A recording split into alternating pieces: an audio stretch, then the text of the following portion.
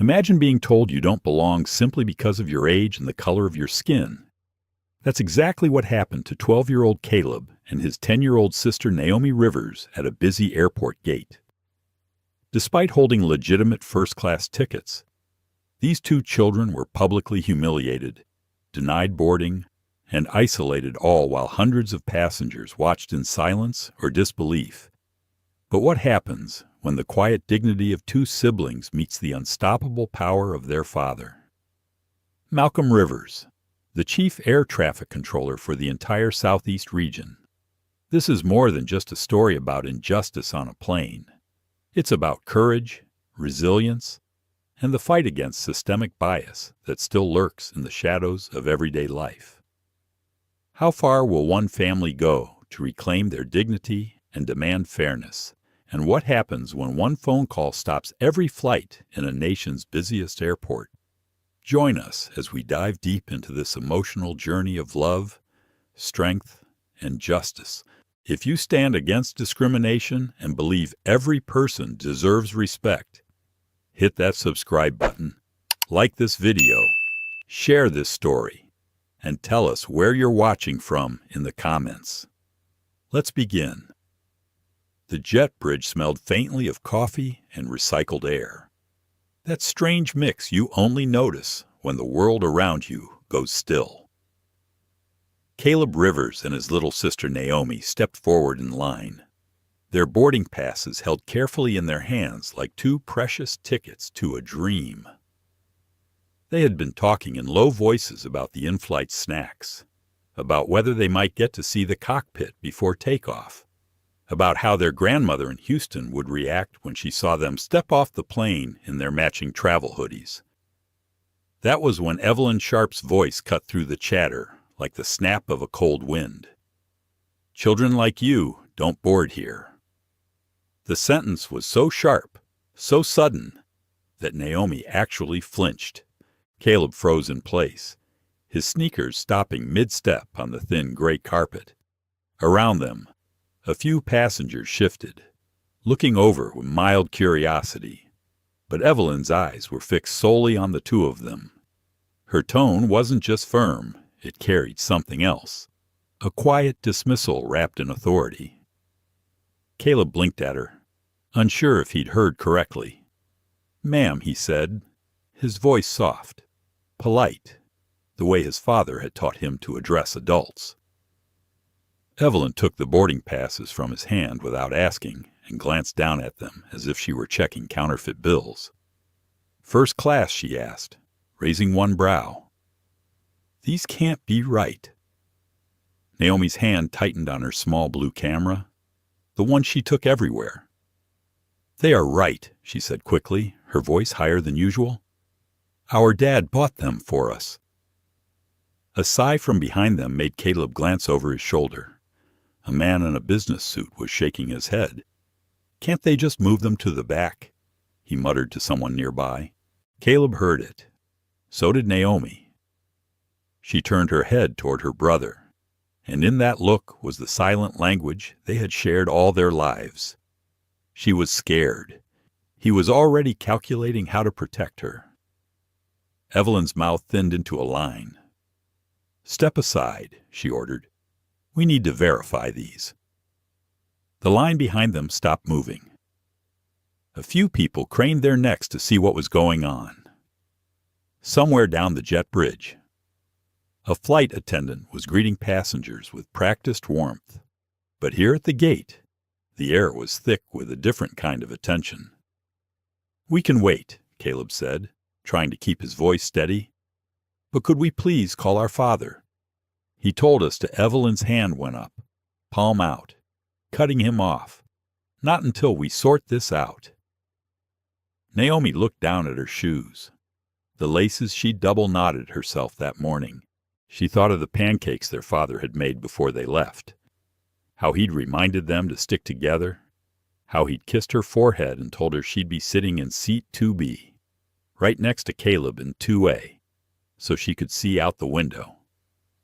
Evelyn's radio crackled, and she lifted it to her mouth. "Grant, can you come to gate C19, she said. "We have a situation." The word situation made Naomi's stomach turn. Caleb shifted his weight, sensing her unease. "It's okay," he murmured. "We'll be fine." He didn't add the rest of the sentence that was in his head as long as we can reach Dad. When Grant Dorsey arrived, the energy around the gate changed. He was tall, broad-shouldered, with a security badge clipped to his belt and a gaze that scanned the area like he was looking for trouble. He stopped in front of them, his stance wide, his eyes flicking over the boarding passes Evelyn handed him. "These yours?" he asked Caleb. "Yep, sir," Caleb replied. Our Father Grant's voice cut in. "Where'd you get them?" Naomi's grip on her camera tightened. "From our dad," she said again, her voice trembling now. Grant exchanged a look with Evelyn. "Let's take them over here," he said, gesturing toward a row of empty seats near the wall. "We'll figure this out." Caleb's jaw tightened. He thought of the way his father looked at him when he told him to be the man for his sister when they traveled alone. He thought of the confidence he'd felt when they'd checked in earlier with no problems. That confidence was dissolving now under the weight of suspicion he didn't deserve. They followed Grant to the side. Every step felt like it echoed in the gate area. Naomi kept her head down, but she could feel eyes on them, curious eyes, skeptical eyes. She didn't dare lift her camera. As they sat, Evelyn began typing at her computer. "We'll need to check the validity of these tickets," she said aloud, as if announcing it to the entire waiting area. A few murmurs rose from nearby passengers. Someone whispered the word fake. Caleb looked around. He saw a woman in a green sweater watching them closely, phone in hand, her eyes narrowing as if she could see more than others were willing to. He saw a man leaning on his briefcase, his mouth pressed tight, clearly deciding whether to speak or stay silent. Naomi leaned closer to her brother. "Do you think they'll let us call him soon?" she whispered. "They have to," Caleb replied, though he wasn't sure he believed it. "They can't keep us here forever." But a shadow of doubt was creeping into his mind. An unwelcome memory of a last year when he told a teacher about his father's job and had been laughed at. Nobody believed that the man who tucked him in at night also oversaw the skies for half the country. Nobody believed a kid could know someone with that kind of power. Evelyn's voice rose again, speaking into her radio. "We're still verifying. Stand by." She glanced at Grant. "You think we should get the shift manager?" Grant nodded. "Might as well. If this blows up, I don't want it on us." Naomi's breath caught at the word "blows up." Caleb reached for her hand, lacing his fingers through hers. He kept his voice low. "Remember what Dad said? We stick together, no matter what." She nodded, but inside she was asking herself a question she didn't want to say out loud. What if sticking together isn't enough this time? Around them, the gate area hummed with the strange mix of indifference and interest that only public discomfort can create. Some people stared openly. Others buried their faces in phones. The woman in the green sweater was still watching. Caleb thought he saw her start recording. And somewhere above it all, far removed from this carpeted corner of tension, their father was at his desk, unaware that the very system he commanded was now closing in on his children. 8 hours earlier, the world had felt simple. The morning light had spilled across the Rivers kitchen table, catching in the steam that rose from a plate of pancakes. Malcolm Rivers stood at the stove, spatula in hand, wearing the same navy t-shirt he always wore on travel mornings. Caleb sat at the table, slicing a pancake into precise squares, his mind already rehearsing the steps of boarding a plane. Naomi sat opposite him, swinging her legs as she scribbled notes in the little spiral notebook she kept in her backpack. She was making a list of all the things she wanted to photograph on the trip the airplanes wing against the clouds. Her grandmother's smile, the birthday cake with 85 candles. Their father had a way of making even ordinary mornings feel important. He placed the last pancake on Naomi's plate and set the syrup bottle beside it. "Fuel for the journey," he said with a smile. Then his tone softened, becoming the voice they both knew meant he was serious. "Listen to me. You two, first class or coach, window or aisle. You have the same right to be there as anyone else. Don't let anyone make you feel otherwise." Caleb nodded. Naomi grinned, not yet imagining that those exact words would be tested before the day was over. After breakfast, Malcolm checked their bags one last time. Boarding passes, IDs, snacks, and the small cell phone they shared for emergencies. "Only use it if you need me," he reminded them, resting a hand on each of their shoulders. "And if you do need me, I don't care what I'm doing. I will answer." Naomi hugged him hard before they left. Caleb's hug was quieter, but just as firm. At the airport drop-off, Malcolm stood on the sidewalk watching them go.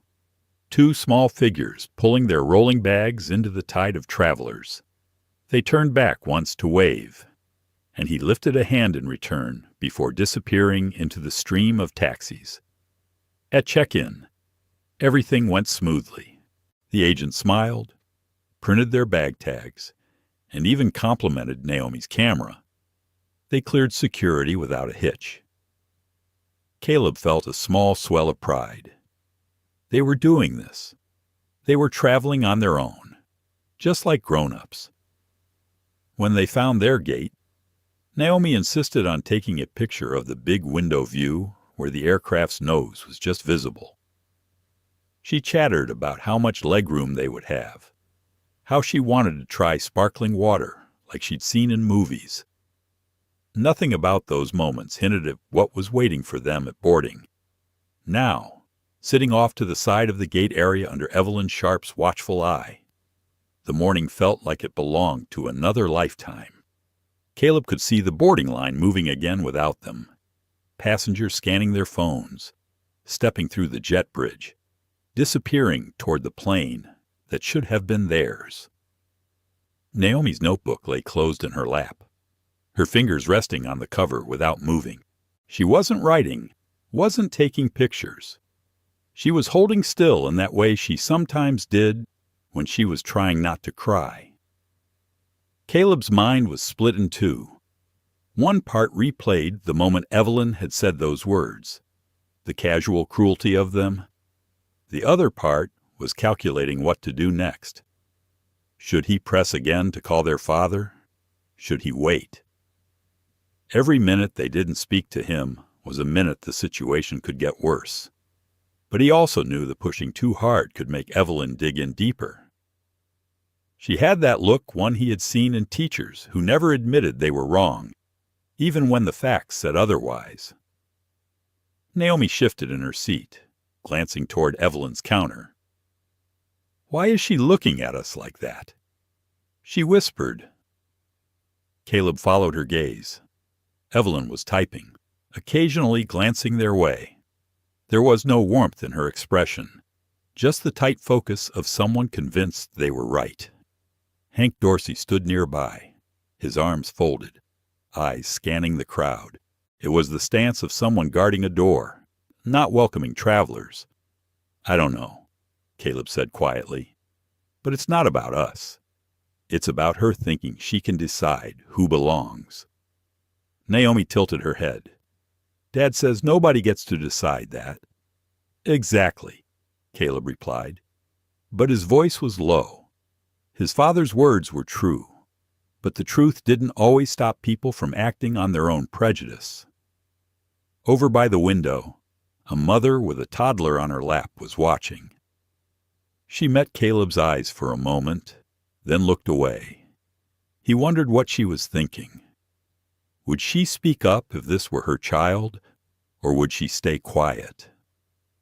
Hoping the moment would pass, Naomi took a deep breath and pulled her camera from her bag.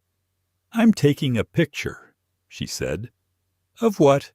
"Of this," she replied simply. She lifted the camera and clicked once, capturing the line of passengers boarding, the gate desk, Evelyn and Hank in their positions of authority. Caleb didn't stop her. He knew the picture wasn't for art. It was evidence. Even at 10, Naomi understood the power of having proof. The boarding announcements continued. They were calling the final passengers for first class now, the words cutting sharper than they should have. Caleb knew those seats were theirs. He could almost see the overhead bin where his backpack should be, the seat belt buckle he would have fastened for takeoff. Instead, he sat here while strangers filled the space meant for them. A shadow fell across their seats. It was a man in a gray suit with a badge clipped to his belt. Richard Faulkner. He introduced himself, voice brisk. "I'm the shift manager." Caleb straightened. Maybe this was the person who would fix things. But Richard didn't ask them what happened. He didn't look at their boarding passes or even at them for more than a second. Instead, he turned to Evelyn. "What's the issue?" "Unaccompanied minors with suspicious first-class tickets," Evelyn said without hesitation. "Suspicious." The word lodged in Caleb's chest. "All right," Richard said. "Keep them here until we verify through corporate. No phone calls until we're done." Naomi's shoulders hunched. Caleb felt the heat rise in his face. "Sir." "Our Father." Richard's hand came up, palm out, the same gesture Evelyn had used. "We have protocols. You'll wait." The conversation ended there. Richard walked away, leaving them with the same wall of authority. Caleb exhaled slowly. He could hear his father's voice in his head, telling him to stay calm, to think. He would. But every passing second made it harder. Somewhere in the crowd, the woman in the green sweater was still recording. Grant Hank Dorsey did not so much arrive as occupy space. He planted himself by the counter with the slow confidence of someone used to getting his way. His eyes moved like a scanner from the security line to the jet bridge door and finally to Caleb and Naomi. He did not see kids. He saw a problem to control. Evelyn Sharp handed him the boarding passes again. Her voice had that clipped edge that made people second-guess themselves. "First class. Unaccompanied. Something is off." She said it like a report, but really it was a verdict. Naomi felt her cheeks warm. She lowered her gaze to her camera and wished it could make her invisible. Caleb leaned forward in his chair and rested his elbows on his knees. He was trying to look calm. He was trying to look older. He was trying to be the person his father expected him to be. "Sir, may I call my dad now?" Caleb asked. His voice did not shake. He was proud of that. "Not yet," Hank said. "We will sort this out, and then you can make a call." Naomi looked up. "Please. He told us to call if anything felt wrong." Evelyn did not answer the plea. She turned to the computer and typed. The keys sounded louder than they needed to be. She spoke into her radio with the tone of someone announcing the weather. "Stand by. Verifying ticket authenticity." She used the word authenticity like a fence. The line at the gate moved again. People stepped forward. Phones beeped as they scanned. The jet bridge door hissed open and closed. The promise of a comfortable seat and a glass of something cold drew passengers past the moment without a second look. A few did look. Some shook their heads. Some shrugged. One man frowned as if he wanted to say something and then put his earbuds back in.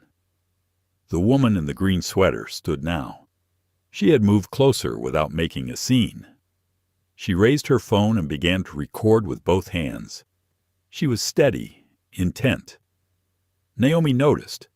The attention felt like a tiny strand of rope thrown across a gap. A flight attendant appeared at the jet bridge entrance.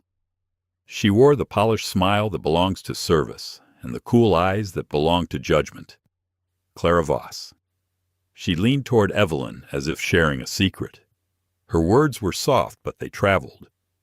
"We have a premium cabin tonight. Please be mindful of standards." She did not look at the kids when she said standards. She did not have to. Caleb felt the words land. Premium. Standards. He thought of his father at the stove that morning. He thought of syrup and steam and the sentence, "Your seat is your right." Richard Faulkner returned to the counter. He carried the energy of a man who solves problems by adding more forms.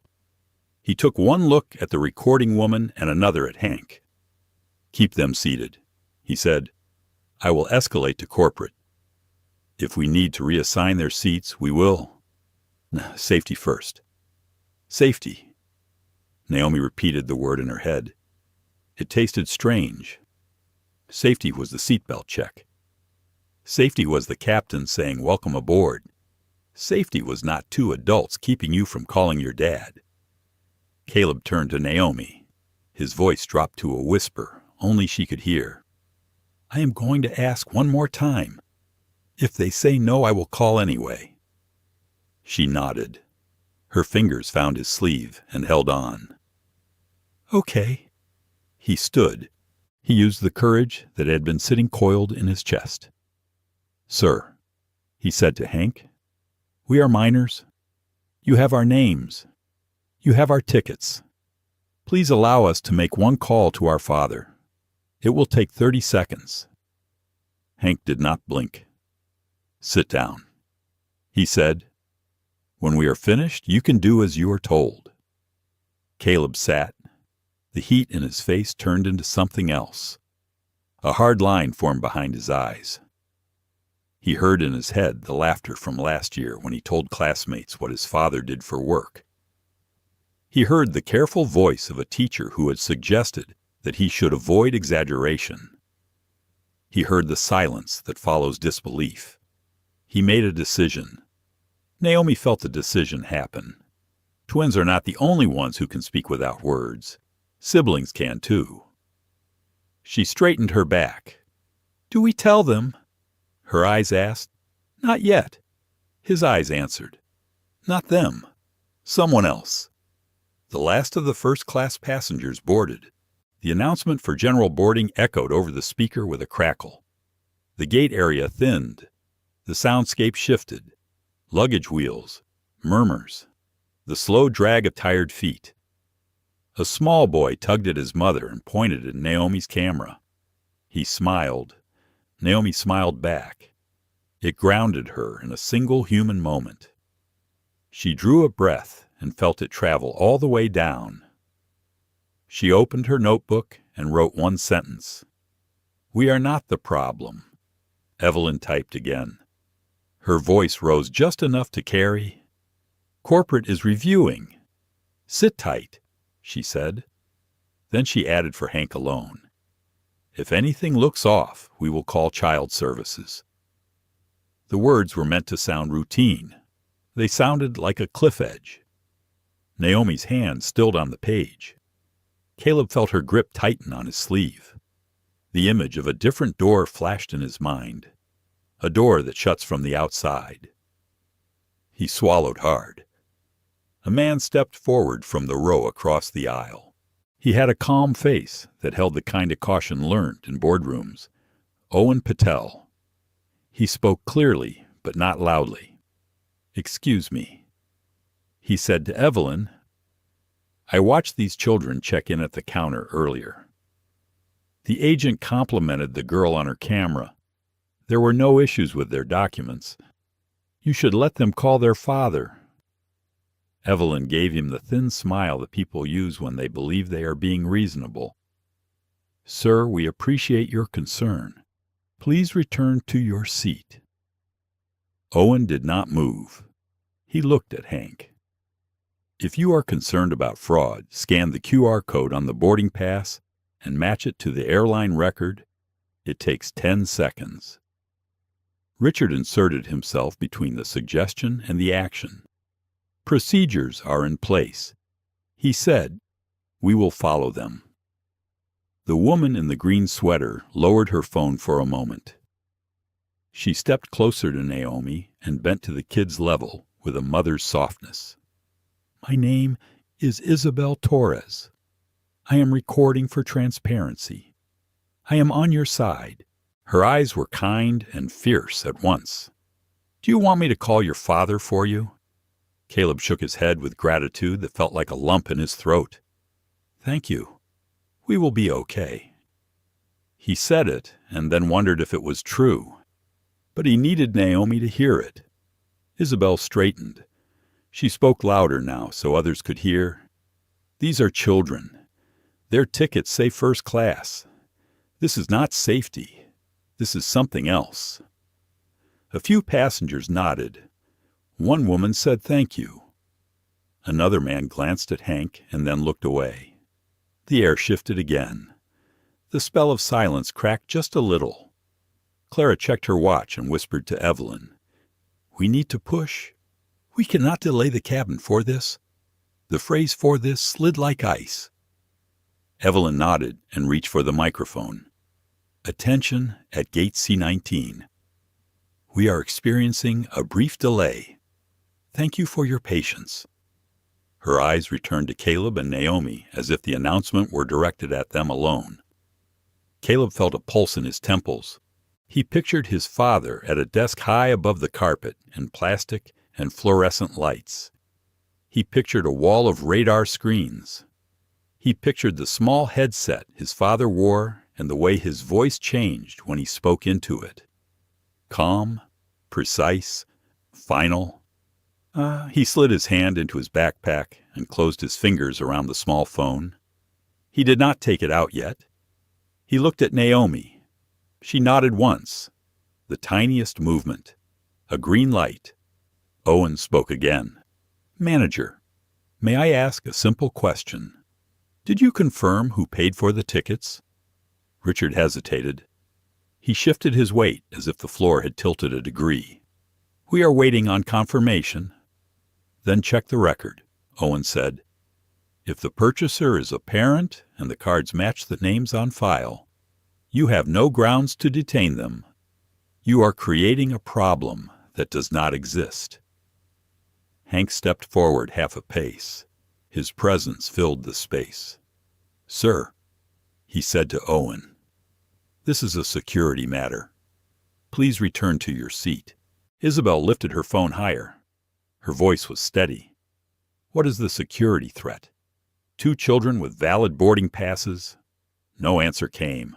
Not a real one. Caleb felt the moment ripen. There are moments in life when you can either stay small or step forward. He stood again. He placed the phone on his knee where everyone could see it. "This is our emergency phone." He said to Evelyn, "I am calling my father now. You can listen. You can verify. But I am calling." Hank opened his mouth. Richard raised a hand.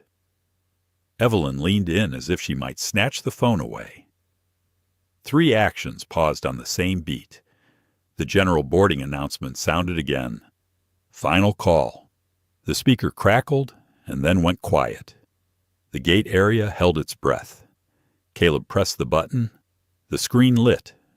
Naomi watched his thumb move. Isabel filmed. Owen stood his ground. A handful of passengers leaned forward as if drawn by a magnet. Even Clara paused at the jet bridge door. The phone rang once, twice. A deep voice answered with warmth that could melt ice. "Hey, buddy, are you at the gate?"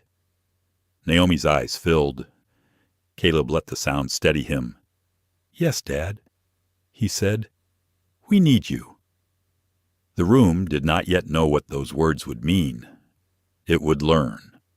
The moment their father's voice faded from the speaker, Evelyn's hand shot out. She didn't grab the phone, but she hovered close enough that Caleb could feel her presence like static on his skin. He locked the device and slid it back into his backpack. She gave him a look that said this wasn't over. "Come with me," Hank ordered. His voice was lower now, but it carried the same weight. Naomi's small sneakers squeaked against the polished floor as they followed him past the boarding lane. The path they took wasn't toward the plane, but deeper into the terminal, to a section off to the side lined with plastic chairs and an aging vending machine that hummed too loudly. It was close enough for everyone at the gate to see them, but far enough to make it clear they weren't part of the boarding process anymore. Caleb felt heat in the back of his neck. This was a public removal, not a private check, the kind you couldn't explain away later. Naomi sat on the edge of one of the chairs, her knees together, her camera resting in her lap like a fragile bird. She glanced back at the crowd. People were still watching, some openly, some pretending not to. A man with silver hair shook his head slowly. A young woman in a denim jacket bit her lip. The woman in the green sweater, Isabel, was still filming, her gaze never leaving them. Clara Voss appeared for a moment at the edge of the jet bridge. She didn't speak to them, didn't offer so much as a smile. Instead, she looked past them to Evelyn and murmured something Caleb couldn't hear. He caught only the tilt of Evelyn's chin in response, the unspoken agreement that this was the right course. A flight to Dallas began boarding 2 gates down, the announcements bleeding into their space. The sound made Caleb think of all the other planes leaving without them. He could picture the empty first-class seats they should have been filling, the small pillow Naomi would have claimed, the view of clouds she had been so excited for. Naomi shifted closer to him. "Why are they doing this?" she whispered. Her voice was so soft that he had to lean in to hear her. "Because they think they can," Caleb replied. It was the only answer he had. From where they sat, they could see Evelyn return to her counter and begin speaking into the phone. She turned slightly away, but her voice carried, "Yes. We have them seated apart from the boarding area. Still verifying. I'll let you know if we need to escalate to child services." The phrase child services landed heavy. Naomi's fingers curled into the sleeve of Caleb's hoodie. He put his arm around her, not caring who saw. The minutes dragged. Each one felt like a door closing. Caleb kept looking at the clock above the gate, watching the numbers change, calculating how long they had before the plane would have to leave without them. He also kept scanning the crowd for allies. Owen was still there, standing now, speaking quietly to another man in line. Isabel moved closer, angling her phone to catch both the gate agents and the kids in the same frame. Across the aisle, a mother with 2 children of her own leaned forward.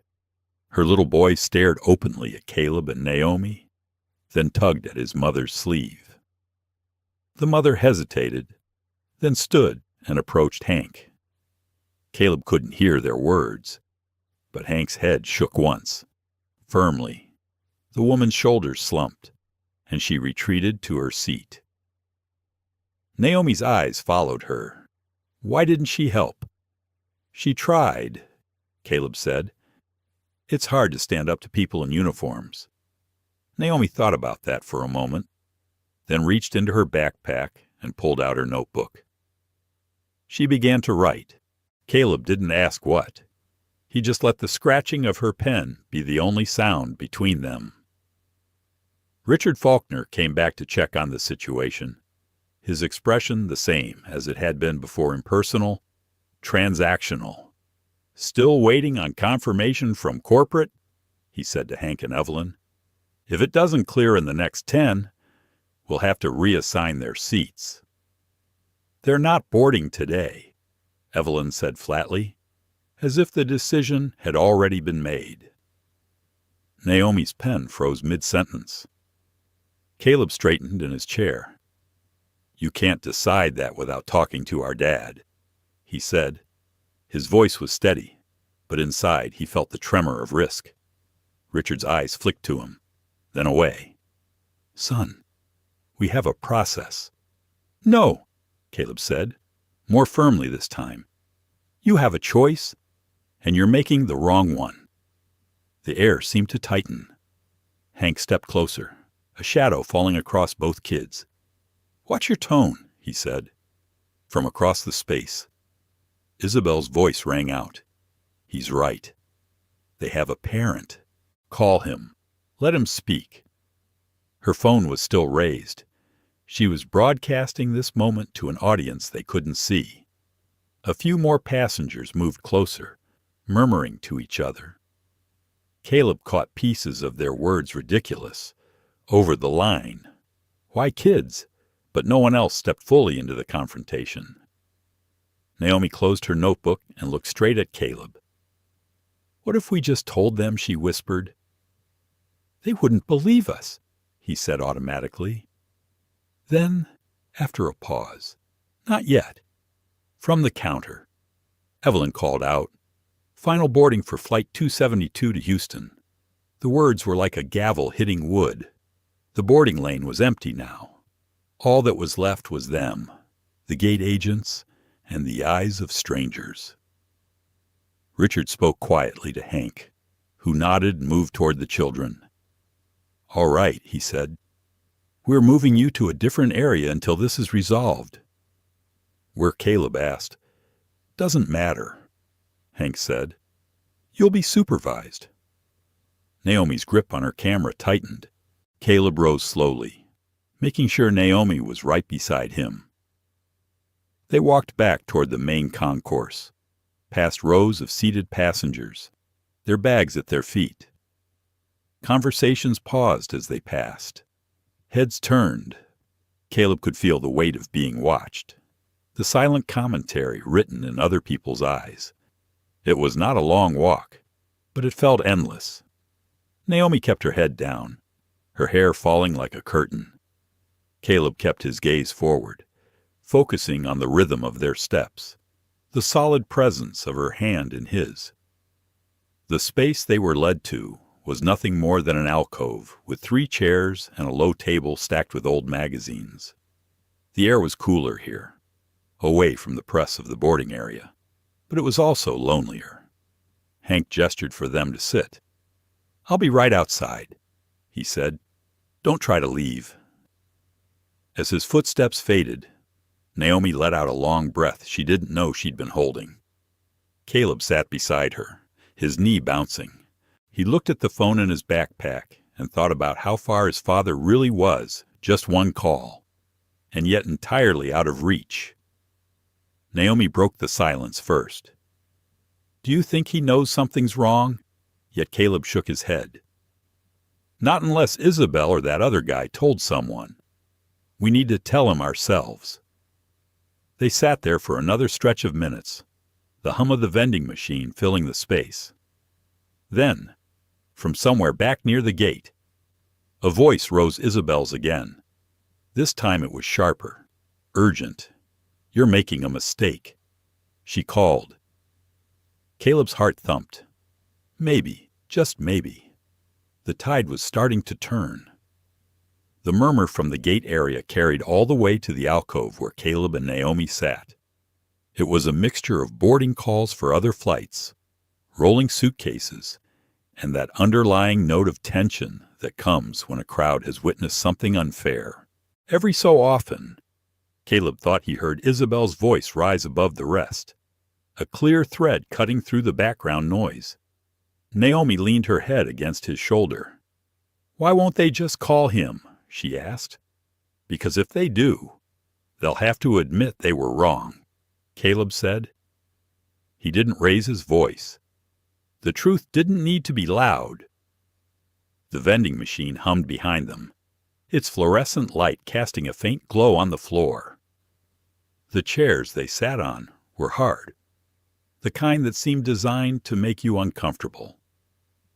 Caleb noticed a scuff on the tile near his sneaker and stared at it for a moment, letting his eyes rest on something that wasn't a face filled with suspicion. The quiet was broken when Hank appeared again. He leaned on the door frame with a posture that made it clear he was in no rush. "Still waiting," he said, as if that explained everything. Naomi sat up. "Waiting for what? You have our names. You have our tickets. You can call our dad right now." Hank's gaze didn't shift. "We'll call if we need to." He turned to leave, but Caleb spoke before he could. "You do need to," Caleb said. His voice was steady, but inside he could feel the edge of impatience sharpening. Hank paused, then looked over his shoulder. "Careful. Son, that tone isn't helping you." Caleb bit back the words he wanted to say. He could feel Naomi's hand on his arm, a silent reminder to hold the line, but not push it too far, not yet. Hank walked away, his heavy steps fading into the noise of the terminal. Naomi let out a breath. "I hate how he talks to us." "I know," Caleb said, "but that's why we have to be smart." The minutes passed slowly. Naomi flipped open her notebook again and wrote something down. Caleb didn't ask what it was. He knew she wrote to make sense of things, to keep her feelings from spilling over in ways she didn't want. Footsteps approached. This time, it was Richard Faulkner.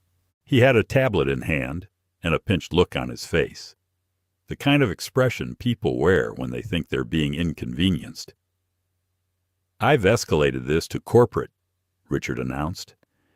"If they can't verify the purchase in the next 5 minutes, we'll have to reassign your seats." Naomi's head snapped up. "You can't do that. They're our seats." Richard's tone didn't change, not until they're verified. "They were verified when we checked in," Caleb said, unable to keep the frustration from slipping into his voice. "That's not my call," Richard replied. "Then whose is it?" Caleb asked. Richard didn't answer. He glanced at his watch instead. "Sit tight." As he turned to leave, Isabel appeared behind him. Her phone was still recording. "I've been watching this," she said. "You've had more than enough time to check those tickets. You're not verifying anything, you're stalling." Richard's eyes flicked toward her phone. "Ma'am, I need you to step back." "No," Isabel said. "I need you to explain why 2 children are being kept from boarding their flight when their tickets are valid." Ugh! Other passengers had begun to gather again. A few held their own phones up now. Caleb could feel the shift, subtle but real. The story wasn't staying contained to this corner anymore. Richard's jaw tightened. "This is an airline matter." "This is a human matter," Isabel countered. She turned her gaze to Caleb and Naomi. "Do you want me to call your father for you?" Caleb hesitated. Part of him wanted to hand her the phone and let her do it, but another part knew that the moment had to come from them, not someone else. "Thank you," he said, "but I think we need to do it ourselves." Naomi glanced at him, reading the unspoken plan in his eyes. She gave the smallest nod. Richard stepped back toward the counter, muttering something to Evelyn. Caleb caught only the words manager and procedure. Naomi shifted in her chair. "Caleb, what if we just told them who Dad is?" He shook his head. "Remember what happened at school? They didn't believe me then, and they won't believe us now. We'll tell him first, then let him decide." From the gate area, Owen Patel approached, hands in his pockets. "I spoke to your check-in agent this morning," he told Evelyn, loud enough for nearby passengers to hear. "There was nothing wrong with their tickets."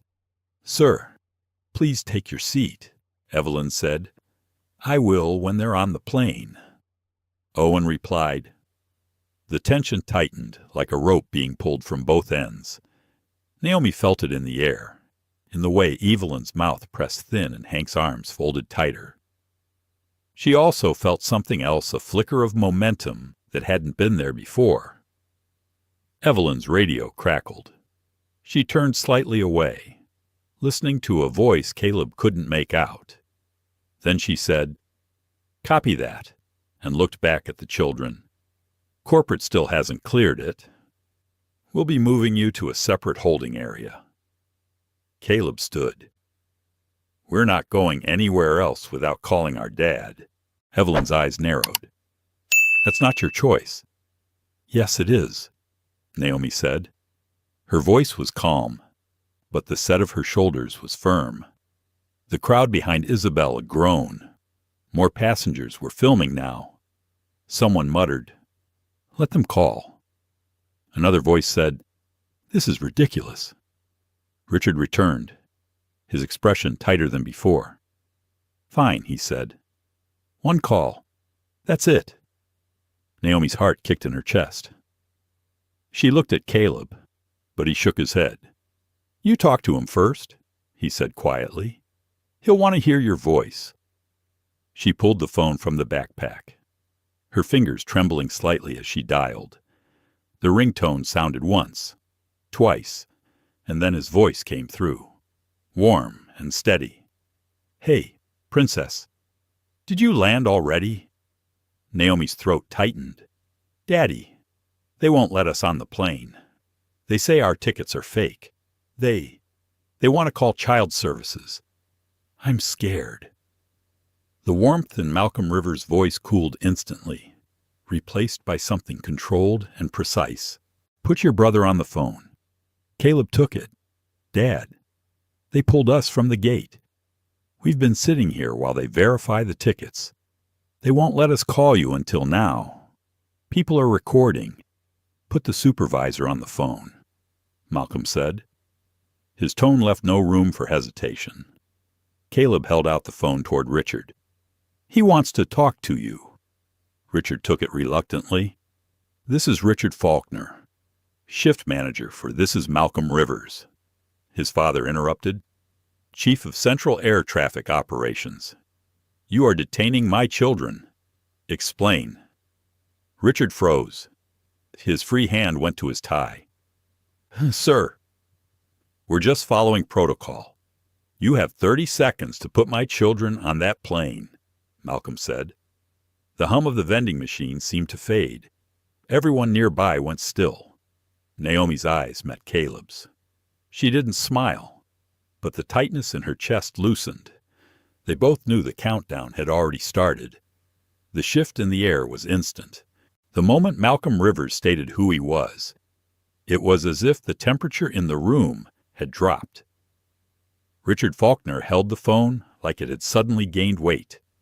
His eyes darted toward Evelyn Sharp, who stiffened as though bracing for impact.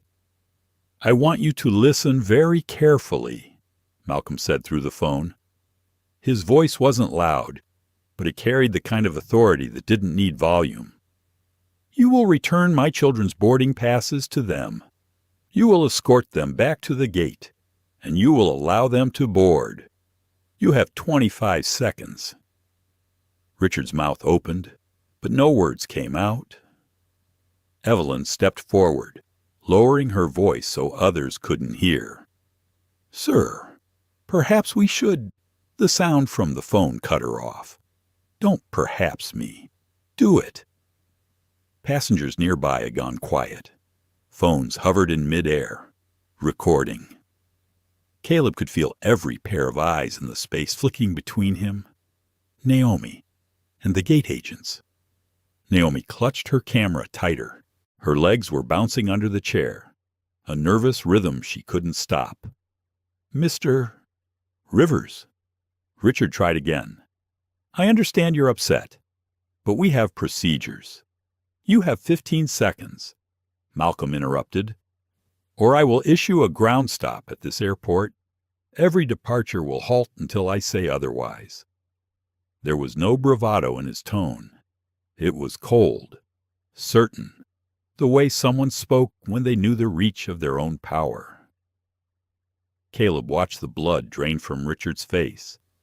Evelyn took half a step back, as if the ground beneath her had shifted. "Sir." Richard's voice was a whisper now. 12 seconds, Malcolm said. "Somewhere in the crowd." Isabel Torres spoke up, her voice ringing clear. "Let them board. You're making fools of yourselves." She tilted her phone to make sure Malcolm's words were caught on camera. Owen Patel moved closer, his voice calm but carrying. "I've been in corporate negotiations for 20 years, he said to Richard. "When someone counts down, you're already out of time." 10, Malcolm's voice said in Caleb's ear. Naomi's heartbeat was loud in her own head. She thought of the pancakes that morning, of her father's hand on her shoulder. She thought of the way he'd looked at her when he said, "Call me if anything feels wrong." 8, Malcolm said. Richard cleared his throat, looking like a man trying to find a way out of a locked room. "Mr. Rivers, perhaps if you 7. Isabel's camera stayed locked on him. The woman in the denim jacket from earlier had moved closer too, her phone up. The small crowd was no longer pretending not to watch. 6. Evelyn looked over at Hank Dorsey for backup. Hank's arms were still folded, but his eyes were no longer hard. There was something else there now, calculation. 5. Naomi's hand found Caleb's. He gave it a single squeeze. 4. Richard's lips pressed into a thin line. "All right," he said finally. "All right." 3. "We'll return the boarding passes," Richard said quickly into the phone. We'll let them board." The sound of Malcolm's voice paused the count. "Good choice," he said. "And after they're on that plane, you and I will discuss what comes next." Richard exhaled, ending the call. For a moment, the only sounds were the hum of the vending machine and the faint rumble of announcements from distant gates. Then Evelyn moved to the counter, printing out the boarding passes again. Her fingers moved stiffly, each key pressed louder than it needed to be. Naomi took her pass with a small nod, resisting the urge to snatch it. Caleb accepted his in silence. "You'll be boarding shortly," Evelyn said, her voice stripped of its earlier edge. From somewhere in the crowd, someone clapped once, then another joined in. The sound didn't spread far, but it was enough to make Evelyn's jaw tighten. Isabel lowered her phone just long enough to give Naomi a reassuring smile. "Almost there," she said softly. Hank shifted his stance, stepping back from the doorway. "Gate's yours," he said to Richard, though his tone suggested he was glad to be handing it over. Caleb stood, motioning for Naomi to do the same. They both straightened their backpacks. Naomi slid her camera strap securely over her shoulder. She wanted her hands free when they walked. As they moved toward the gate, the path seemed longer than before. People parted to make room, some giving small nods, others murmuring under their breath. Caleb could feel the weight of what had just happened settling into the air, like the moment after a thunderclap. At the counter, Clara Voss stood waiting. Her professional smile was in place, but there was something guarded in her eyes. "Welcome aboard," she said. It didn't sound like a welcome. Naomi stepped past her without slowing, keeping her eyes fixed on the jet bridge ahead. Caleb followed, the printed pass warm in his hand. They didn't get far before Richard's voice called after them. "Wait." Caleb turned. "You'll need to wait for final clearance," Richard said. "Just a moment." Naomi's shoulders slumped. "But Dad said I know what your father said," Richard replied quickly. "We're just confirming the crew is ready for you." From behind him, Isabel's voice came again. More stalling. She called out. Richard didn't respond.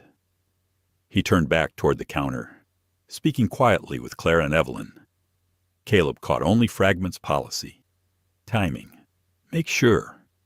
Naomi exhaled sharply. "They're still trying." "Yeah," Caleb said. "But now they know who they're trying against." She looked at him for a moment, then let out a small laugh she couldn't quite help. The jet bridge door opened wider. The crew signaled them forward. As they stepped through, the cool air from the aircraft washed over them. Naomi's hand brushed the wall beside the door, a small gesture to mark the moment. They weren't in their seats yet, but the hardest part of the fight felt like it had shifted. Behind them, the quiet in the gate area broke into low conversations. The story was already moving, passed from mouth to mouth, phone to phone. Somewhere in that mix, Caleb knew his father's name was being repeated, and with it, the reminder that not every passenger is powerless. The narrow tunnel smelled faintly of metal and recycled air. Naomi walked just ahead of Caleb, her camera bumping softly against her hip with each step. The jet bridge felt like a passage between two worlds, the tension of the terminal fading into the promise of the flight ahead. But before they reached the plane door, a voice cut through the hum. "Hold up," Clairvoss called from behind them. Naomi stopped, her sneakers squeaking against the floor. Caleb turned halfway, meeting the flight attendant's perfectly composed expression. Clara's smile was polite, but her tone carried that brittle edge Naomi had heard before, the kind that pretended to be about rules, but really wasn't. "The captain wants to speak with you before you take your seats," Clara said. Caleb's brow furrowed. "Why, it's just a quick conversation," Clara replied. "To make sure you're comfortable." Naomi shot her brother a look. Comfortable was the last word that made sense after the morning they'd had. "Is this about our seats?" Caleb asked, his voice steady. Clara's eyes flicked toward the open doorway ahead, where a flight attendant in a navy blazer waited. "It's about ensuring the safety and comfort of all passengers," she said. There it was, the phrase Naomi had learned to hear as code. She felt her jaw tighten. "We have our boarding passes," she said quietly. "Our dad said we can board." Clara hesitated. For a moment, her professional veneer cracked. Then she stepped aside and gestured toward the waiting attendant. "This way, please. Inside the plane." The air was cooler, carrying the faint scent of coffee and fabric cleaner. Passengers were still settling in, sliding bags into overhead bins. Some turned to look as Caleb and Naomi stepped aboard. The man in the blazer, who introduced himself as First Officer Grant Michaels, guided them toward the galley area at the front. "The captain would like a word," he said.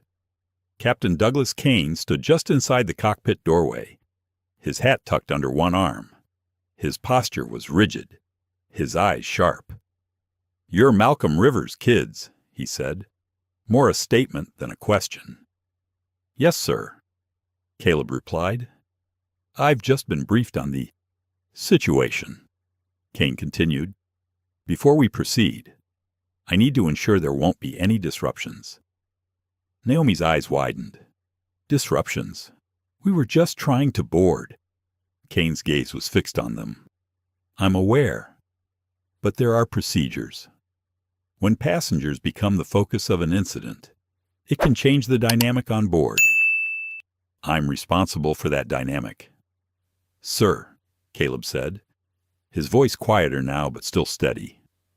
"The only reason there's an incident is because your gate staff made one." Kane's lips pressed together. Around them, the front galley seemed suddenly smaller. Clara lingered just behind, her hands clasped in front of her. The second flight attendant in the galley, a young man with kind eyes, shifted uncomfortably. Naomi's pulse pounded in her ears. She thought of her father's voice on the phone, the steady countdown. She thought of how quickly things had shifted once his name was known. "Our father told us to board," she said. "We have boarding passes. We're not a threat to your plane or anyone on it. If you're worried about dynamics, maybe you should think about the example you're setting right now." The young male attendant's gaze flicked toward her, a flicker of admiration crossing his face. Kane didn't respond right away. From the aisle behind them, Isabel Torres appeared, phone in hand. "Captain," she said smoothly, "as a fellow passenger, I'd like to point out that you're speaking to two children who have already been through enough this morning. Maybe it's time to stop making them stand here like they've done something wrong." Kane's jaw flexed. He glanced toward Clara, then back to Caleb and Naomi. "Fine," he said finally. "Take your seats." The young male attendant stepped forward, gesturing toward the row of wide, leather first-class seats. "Right this way," he said, his voice gentle. Naomi and Caleb walked down the aisle, the eyes of nearly every passenger following them. A man in a gray suit across the aisle gave them a brief nod. A woman near the back of first class mouthed the word "sorry." As they reached their seats, Naomi slid into hers by the window, setting her camera gently on her lap. Caleb took the aisle beside her. For a moment, neither spoke. The overhead bins clicked shut one by one. Safety cards rustled in seat-back pockets. The pre-flight buzz resumed, but it was thinner now, as though the earlier confrontation had left a film over the cabin. From the galley, Clara's voice floated forward, low but sharp. "You know this is going to make things more complicated," she said to someone unseen. Naomi leaned toward Caleb. "You hear that?" "Yeah," he murmured. "They're not done." He was right. Moments later, Kane's voice came over the intercom, formal and neutral. "Ladies and gentlemen, we'll be departing shortly. Please ensure your belongings are stowed and your seatbelts fastened." But when Naomi glanced toward the cockpit, she saw Kane still speaking into a handset, his expression tight. Caleb watched too, his mind running through possibilities. He thought of what his father might be doing right now, whether Malcolm was still at his desk, eyes on a wall of departure screens, or already making the calls that could stop this flight in its tracks. The engines began their low hum, the cabin lights shifting to a softer tone. Clara walked past, her eyes glancing briefly at Naomi before moving on. The young male attendant followed, offering water bottles to each passenger. When he reached their row, he crouched slightly. "My name's Marcus," he said quietly. "If you need anything, let me know." Naomi looked at him for a moment, then nodded.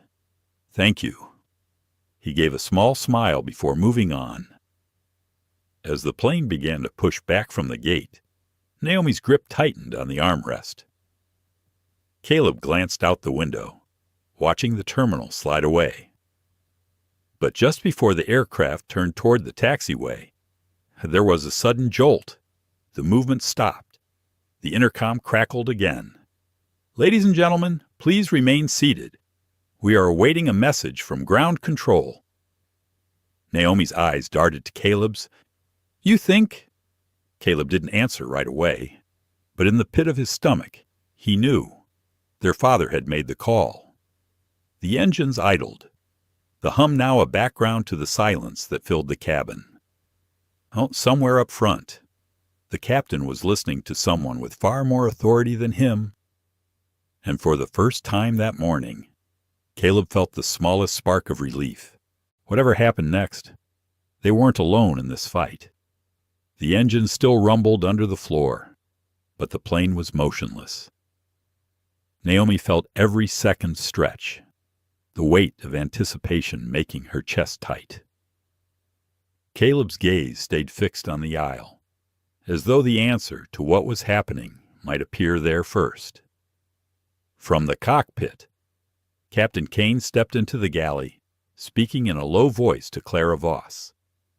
Naomi caught fragments: ground control, override, unorthodox procedure. But they were enough to tell her that something bigger than a late departure was unfolding. Marcus, the younger attendant, came down the aisle with a pitcher of water, his polite smile not quite reaching his eyes. When he reached their row, he bent slightly. "Something's up," he murmured, glancing toward the front. "They just got a priority call patched straight through to the cockpit. That doesn't happen unless it's from someone way up the chain." Naomi exchanged a quick look with Caleb. They didn't need to guess who. 5 rows ahead, Isabel Torres had her phone poised like a reporter waiting for the moment a story broke. Owen Patel leaned over from across the aisle to whisper something to her. They both watched the front of the cabin like hawks. A chime echoed through the plane. Kane's voice returned, crisp but laced with tension. "Ladies and gentlemen, we've been advised to pause our taxi. I appreciate your patience while we confirm some operational details." He didn't elaborate. He didn't say that the operational details were, in fact, their father. Inside the airport's operations tower, Malcolm Rivers sat at his desk, a half-drained coffee cooling beside him. His voice, calm but carrying authority, filled the private line to the airline's dispatch. "Flight 329 is not to leave the gate until I have full assurance regarding the treatment of passengers Caleb and Naomi Rivers. This is not negotiable. Mark it priority red." On the tarmac, the tug operator received an immediate hold order. The ground crew froze in place, their radios buzzing with the unusual command, "Back in first class." Clara Voss's perfect composure had begun to crack. Her voice was tight as she leaned toward Kane. "If we keep them here any longer, passengers are going to start asking questions. This is already drawing too much attention." Kane's reply was low and clipped. "We don't have a choice. Someone just pulled rank on all of us." Naomi felt the shift in the air before anything was announced. The rows around them seemed to buzz with quiet conversation. A man across the aisle scrolled through his phone and frowned. "Hey," he said to no one in particular, "is it true? There's a hold on all departures from this concourse." Isabel didn't look up from her phone. "It's true." The longer they sat, the more the questions spread, and Naomi couldn't help noticing how Claire avoided walking past their row now, as if the sight of them might invite more stares. Caleb leaned in, his voice low. "Dad's buying us time." Naomi nodded, though her pulse still raced. "Time for what?" Before he could answer, Kane returned to the intercom. "Folks, we've just been informed of a temporary stop on all flights departing from this terminal. We'll update you as soon as possible. In the meantime, our crew will serve refreshments."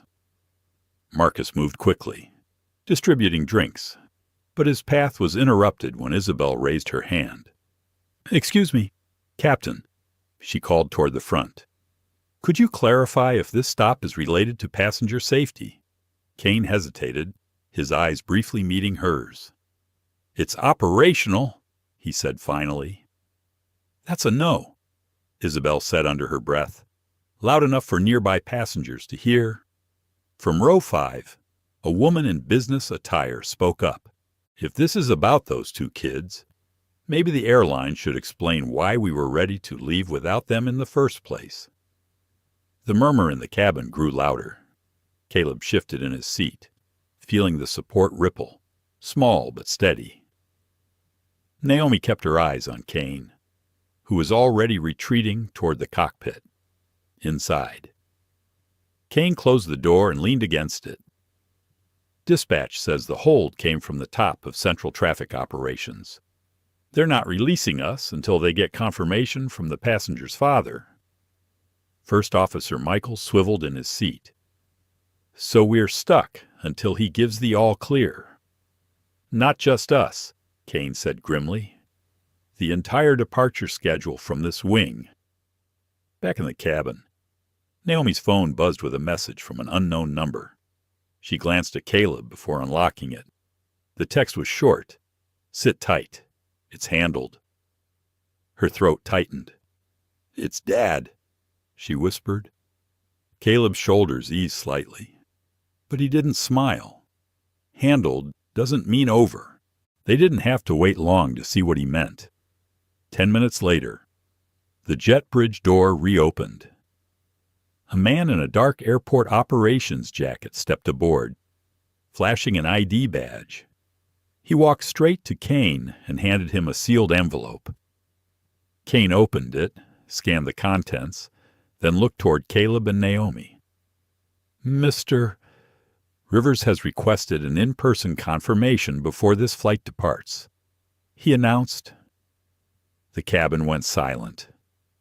Isabel lowered her phone just enough to catch Naomi's eye and give her a small nod. Clara's mouth tightened. "We can't just let an external party." "It's already authorized," the man in the jacket said, his voice leaving no room for debate. "He's on his way now." Caleb sat back, the hum of the idling engines filling the pause between words. Naomi stared at the closed door, imagining their father walking the length of the jet bridge. She thought about how many times she'd seen him step into a tense room and dismantle the entire dynamic without ever raising his voice. When he arrived, there would be no more half-truths, no more coded language. For the first time since the morning began, Naomi allowed herself to breathe deeply. This wasn't just about them anymore. The hold on the runway, the grounded flights, the whispers spreading through first class, it was all becoming something larger. A story that wouldn't fade when they landed. And when Malcolm Rivers stepped onto this plane, everyone would know exactly why. The cabin lights dimmed slightly as Malcolm Rivers stepped onto the jet bridge. His posture was calm but purposeful, the kind of quiet authority that filled a room without needing to raise a voice. Caleb and Naomi turned toward the sound of footsteps that were both familiar and reassuring. "Dad," Naomi whispered, her voice breaking the silence like sunlight through clouds. Malcolm smiled gently and knelt to their level. "I'm here," he said softly. "Let's get you home." Around them, the hum of the plane settled into a new rhythm, one that felt less like a waiting game and more like the promise of forward motion. But Malcolm's eyes scanned the faces of the crew and staff waiting nearby. There was tension, a residual unease born of confrontation. "Malcolm." Evelyn Sharp greeted him with a forced smile that didn't reach her eyes. "Glad you could make it." "I'm glad to be here," Malcolm replied evenly. "My children have been through enough today. I want to understand why their boarding passes were questioned." Hank Dorsey stepped forward, his bulky frame less imposing in the presence of Malcolm's calm demeanor. "Sir, we were just following protocol. There were concerns about unaccompanied minors with first-class tickets." Malcolm's gaze didn't waver. "Concerns born of what?" Exactly, Evelyn interjected. "It's complicated, but we have standards to maintain." Malcolm's voice was steady but firm. "Standards don't include discrimination." The room fell silent. Clara Voss averted her gaze, while Richard Faulkner shifted uneasily. Malcolm glanced at Caleb and Naomi, their faces a mixture of relief and fatigue. "I want to make sure this never happens again," Malcolm said. "Not just for my children, but for every passenger who might face unfair treatment." Evelyn looked away, her expression tightening. "We understand, but protocols exist for a reason." Malcolm shook his head gently. "Protocols exist to protect passengers, not to judge them based on appearance or age." Naomi found her voice. "We just wanted to fly like everyone else." Caleb nodded. "We had our tickets. We followed all the rules." Malcolm placed a hand on each of their shoulders.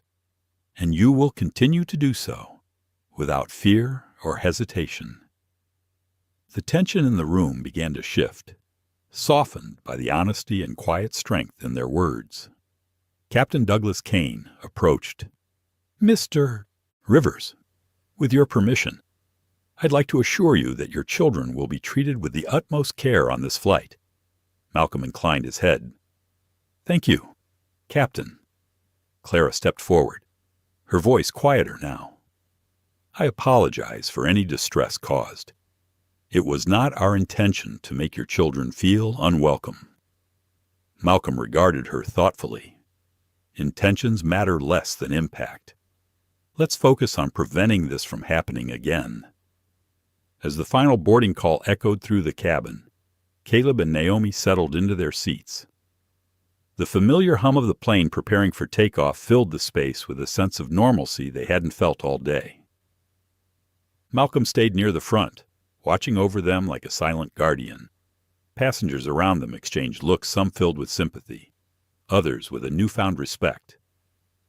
Isabel Torres caught Malcolm's eye and offered a small nod of solidarity. Owen Patel stood nearby, his expression quietly approving. The plane began its taxi to the runway, engines humming steadily now. Caleb glanced out the window at the terminal, shrinking behind them, Naomi's camera resting on her lap, her fingers tracing its edges thoughtfully. Malcolm spoke softly to his children. You showed courage today. Always remember that. Naomi smiled, a genuine lightness returning to her eyes. We had to. Caleb nodded in agreement. Because sometimes, standing still isn't an option. As the plane lifted off the ground, carrying them toward their grandmother's warm embrace, the day's trials felt both distant and deeply etched into their memory. The journey was more than just a flight. It was a lesson in resilience, justice, and the power of a family standing together against unfairness. And as the clouds parted beneath them, Caleb and Naomi looked at each other with quiet pride, knowing they had changed something that day, both in themselves and in the world around them. As the plane soared through the clouds, the events at the gate echoed in the minds of everyone involved. Back at the terminal, the ripple effect of Malcolm Rivers' intervention began to take shape. Airport Director Sandra Palmer paced briskly through the operations center, her face set in a determined scowl. Reports from various departments arrived in rapid succession: delayed flights, frustrated passengers, crew members awaiting clearance. The entire southeast wing was effectively grounded. She stopped at a large digital map of the airport and tapped the screen where multiple planes sat idle. "This can't go on," she muttered. Her assistant handed her a report outlining the financial and operational impact. The numbers were staggering: thousands of passengers affected, millions in lost revenue, and a public relations nightmare growing by the minute. At gate C-19, Evelyn Sharp sat in a small office, her hands trembling slightly as she reread the transcript of her conversation with Malcolm Rivers. The weight of what had happened pressed down on her. 15 years of service suddenly felt fragile under the spotlight of public scrutiny. Hank Dorsey leaned back in his chair, staring blankly at the ceiling. The suspension notice had arrived moments ago, confirming the investigation into his conduct. He clenched his fists, the reality sinking in that his career might be over.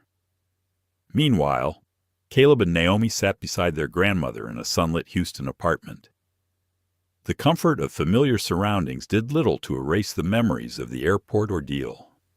Grandma Maeve held Naomi's hand tightly. "You showed strength today," she said softly. "Strength that comes from knowing your worth." Malcolm Rivers sat nearby, his gaze steady. "This is bigger than us now," he told his children. "It's about changing a system that too often judges by color, not character." Isabel Torres and Owen Patel continued sharing their footage and testimonies with local news outlets. Their voices joined a growing chorus calling for accountability and reform. Across social media, hashtags like Twa Rivers Family Stand and Tho Fair Skies began trending. The story resonated deeply, sparking conversations about racial bias in travel and the power dynamics at airports nationwide. In the weeks that followed, the airline issued a public apology. New training programs were launched focusing on inclusivity and sensitivity. Policies regarding unaccompanied minors were reviewed and revised. Caleb reflected on the journey, not just the flight, but the fight that led to it. He understood that the battle for fairness was ongoing, but today's victory was a step forward. Naomi's camera was ready to document every moment. Together, they had faced judgment, fear, and exclusion. Together, they had changed the course of more than one flight. Their story was a reminder that sometimes it takes the quiet courage of two children and the steadfast love of a father to move mountains. The quiet hum of the Houston apartment wrapped around Caleb and Naomi like a protective cocoon. The city outside bustled with its usual noise, but inside, the atmosphere was thick with contemplation and unspoken emotions. Malcolm Rivers sat at the kitchen table, his hands folded, eyes distant as he reflected on the past days.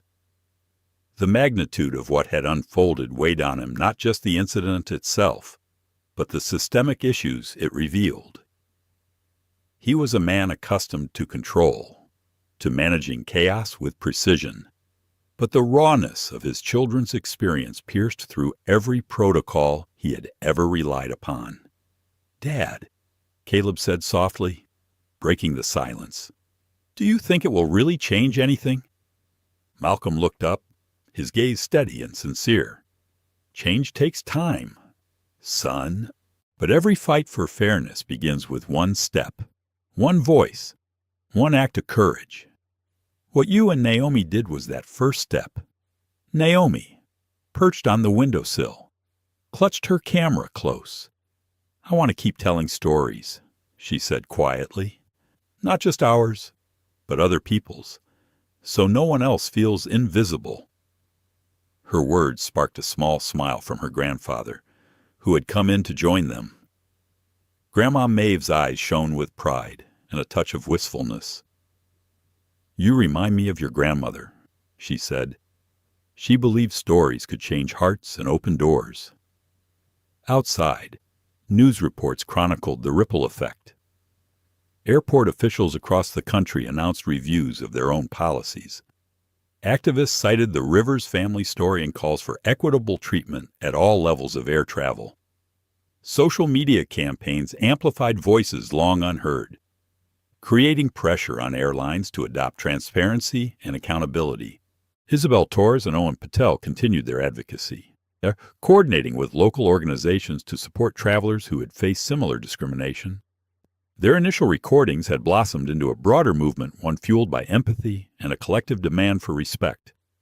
Back in Houston, Caleb and Naomi found themselves navigating new spaces interviews with media outlets, meetings with community leaders, and school conversations that no longer felt isolating. The laughter and teasing from classmates that once stung had started to soften under the glow of public support. But amidst the momentum, there were moments of quiet struggle. Caleb wrestled with the unfairness of judgment based on skin color and the feeling of invisibility it carried. Naomi's dreams of capturing beauty through her lens now carried an added layer of responsibility to illuminate truth and challenge bias. Malcolm, too, faced introspection. His role as an air traffic controller meant managing order and safety. Yet he now understood the fragility of dignity and the necessity of compassion within systems designed to be impartial. He began advocating within his profession for changes that prioritized human respect alongside operational efficiency. One evening, as the family sat together, Caleb spoke up. "Do you think people really listen when stories like ours come out?" Malcolm considered this. Some do, some don't. But stories have power. They create connections. They make the invisible visible. And when enough people listen, they can't ignore the need for change. Naomi nodded, eyes shining. "Then we'll keep telling our story." not just for us, but for everyone who's ever been told they don't belong. Grandma Maeve reached over and squeezed Naomi's hand. That's the spirit that moves mountains. My dear, as the sun set outside, casting golden light through the window, the Rivers family sat together stronger, united, and ready to face the future. Their journey was far from over, but the path they'd begun was one of hope, resilience, and unwavering dignity. The sun dipped low over the Houston skyline, casting long shadows through the living room where the Rivers family had gathered. Caleb and Naomi sat side by side on the worn couch, their hands intertwined. Across from them, Malcolm Rivers spoke to a small group of community leaders, activists, and local officials who had come to listen. This gathering was more than just a meeting. It was a testament to how a single moment of injustice had sparked a movement. The story of two children denied their rightful seats on a flight had blossomed into a call for change, one that demanded accountability, empathy, and reform.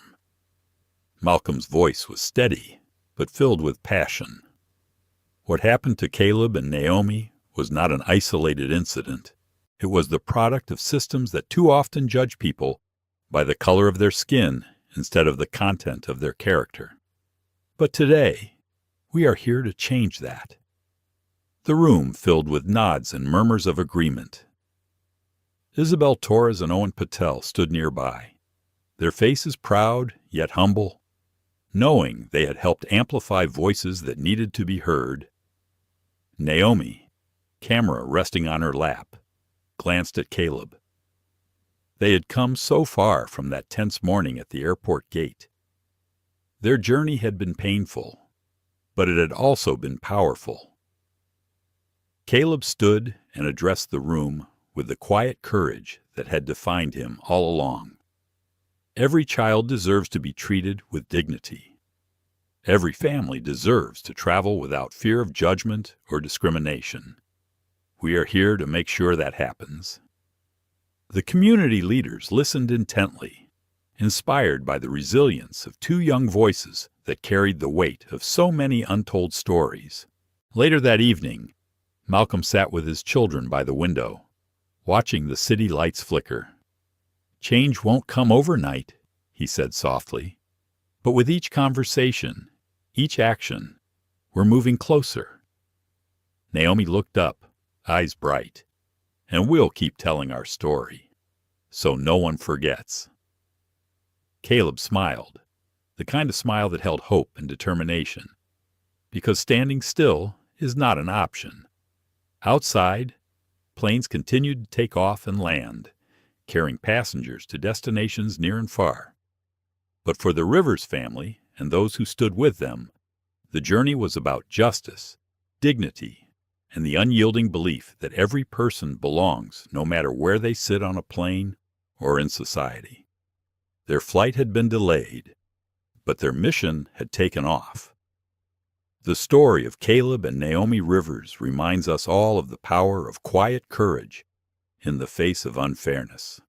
They were just children who wanted to fly with dignity, yet their experience exposed the ugly truth of prejudice still present in places where we expect safety and respect. Their father's unwavering love and authority not only protected them, but sparked change that rippled far beyond one flight. This isn't just their story, it's a call to action for all of us to stand up against discrimination whenever and wherever it appears, to recognize that everyone deserves to be seen, heard, and treated with kindness, regardless of their background.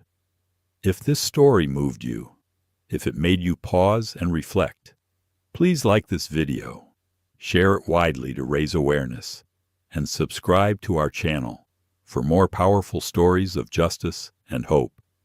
Together, we can keep the conversation alive and build a world where no one is told they don't belong. Thank you for watching, and we look forward to sharing the next story with you soon.